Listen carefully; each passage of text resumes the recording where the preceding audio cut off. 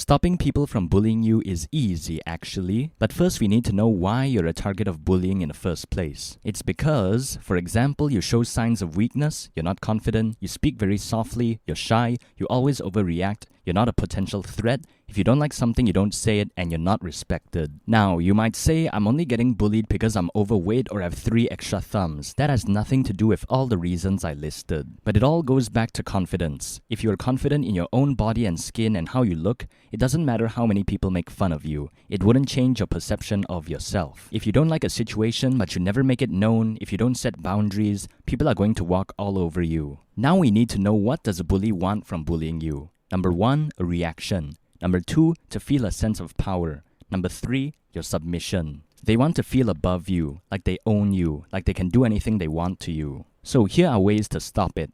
Number 1, just ignore them. This might sound cliche or unhelpful, but it's because people don't fully commit 100% to ignoring. When I say ignore, I mean ignore completely. Act like this person does not even exist for a long period of time. If they break your pencil, push you, say mean things about you, or even physically harm you, you just gotta take it like a champ. Like I said, they want a reaction, submission, and to feel superior. If they say you look ugly today but you don't say anything, it will make them feel very awkward. People make the mistake of replying to insults. When someone's talked to you and you reply, it means you heard, understand, and acknowledge what they said. Even if you're not offended or you don't care, you don't have to say it out loud. By simply just not saying anything at all, you appear more powerful. Like this person does not even deserve a response. That's why in dating, the last scene and going no contact thing is very effective. After that, they may try to escalate it. They'll insult your family, religion, whatever to make you break. But if you continue going about your day, doing your own thing, and not taking it personally, they will get tired. And why would you actively listen to the person who is tormenting you anyway? Their words don't even mean anything.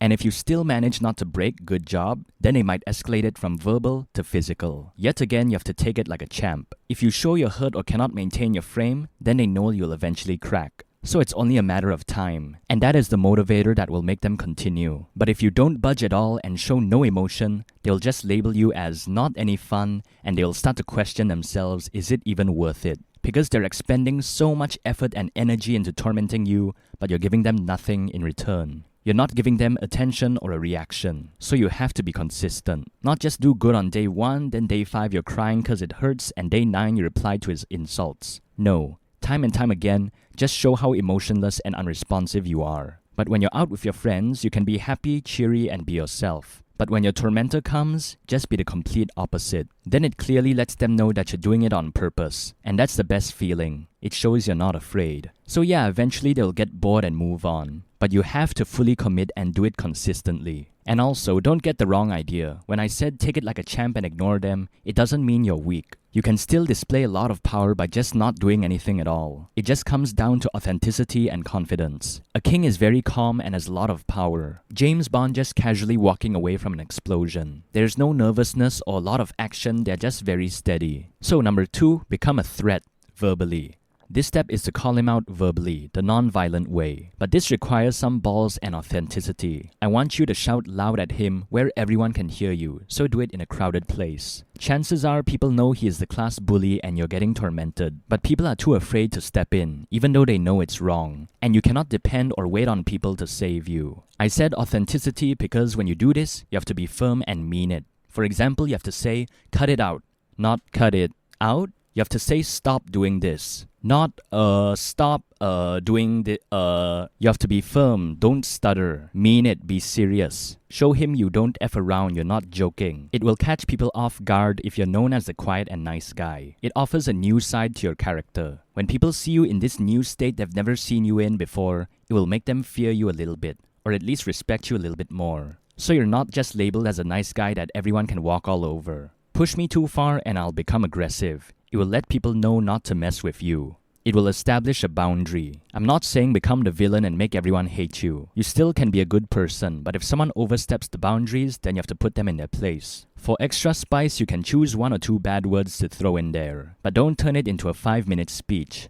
If you talk or curse too much, it will lose its effectiveness. I'm mostly a quiet person in real life, but when this kid pissed me off and I shouted, it really freaking resonated. When he tried to talk back, my voice was just overpowering him. That's what you need to do. Don't let them have a chance to talk, don't hesitate and drown out their voice. Obviously, you have to be somewhat good in speaking for this to work. The concept of saying less is also from the laws of power. The wrong way to scold someone is by saying, "Why did you do this? I told you so many times not to do this, blah blah blah," and you just keep filling in with so many words. The right way and the fearful way to do it is just say, "I told you not to do that." That's already enough to get the message across. The silence is very powerful. You don't even need to explain anything or elaborate, and people will get the message already. The more you say, the more chance you'll say something stupid, or it will make you stutter. So number 3, expose him to teachers or his parents or your parents. If you can bring a phone to school, then record the incident, or tell your friend to secretly record it. Then just straight away tell the principal. Don't give any chances, don't buy it if he apologizes. Push for the punishment, not just warnings, and provide evidence. One step further is when school ends, just straight up tell his parents. Chances are they might not know he's like this in school. Or just tell your parents at home and they'll deal it with the school. The mistake people make is that if the bully apologizes, they believe him so easily because they're too nice. And they get surprised if he torments them again. Remember, no warnings and no chances. Remember that footage I told you about?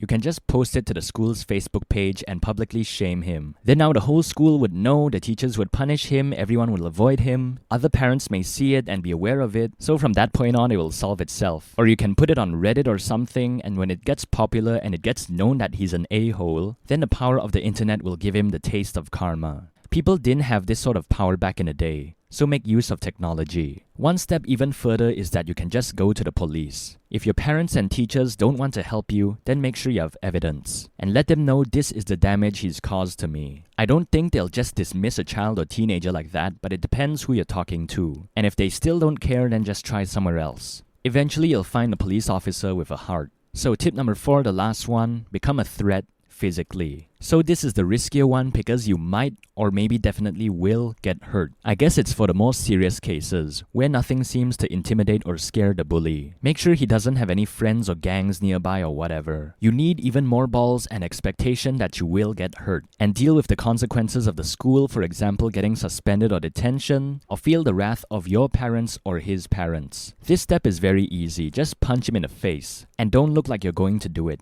Don't give any heads up or any indication about your plan. After you hit, you can stay and fight if you think you can beat him. Please be realistic, or just run to a teacher or something. Make sure not to get cornered, and distance is your friend. Don't be shy about it, disregard his feelings, and again, you have to mean it. Obviously, it also shows people not to mess with you, and if you actually manage to hurt him or win the fight, now in his mind, you're labeled as a threat. And if you manage to hurt him good, he would actually be scared to encounter you again. People don't do anything because they think they can't fight, but you have to at least have some knowledge. Or at least visualize what you're going to do, and visualize all the possibilities of what could happen. Maybe he takes out a weapon, maybe he punches you in the stomach, maybe he plays dirty. Think of everything that can happen and what you're going to do if it happens to try and prevent it or escape. Don't hit his shoulder, his hand, or his ear. You have to punch him in the face. But remember, make sure he doesn't have gangs outside school or something. If it seems too dangerous or not worth it, then just stick to step 1 to 3. Most likely you don't even need to resort to violence. Even as an adult, just ignoring people will make them go away already. Either ignoring them or just calling them out. You don't need to prove you're macho or tougher than someone else. The people that just randomly start fights are just insecure. Even if you are just defending yourself, the other person might have a weapon or something. So even if you are justified to defend yourself, you still have to be careful. Of course, the best scenario is just walking away. You know, that quote where it says, "The fight you win is the one you don't even pick." You don't need to accept every invitation for a fight. If people are taunting you or challenging you, just swallow your ego and walk away. People make the mistake of wanting to prove something. They don't want to appear weak in front of other people, and then they end up getting killed or very hurt. If you just brush it off, let it go, don't take it personally, then nothing will happen. So it's more about emotions than physicality. If you're emotionally weak, you get triggered easily, then you're a victim. So you have to be cool, steady, and confident. So I hope these tips help you. Go stand up for yourself. Thanks for listening, and like and subscribe.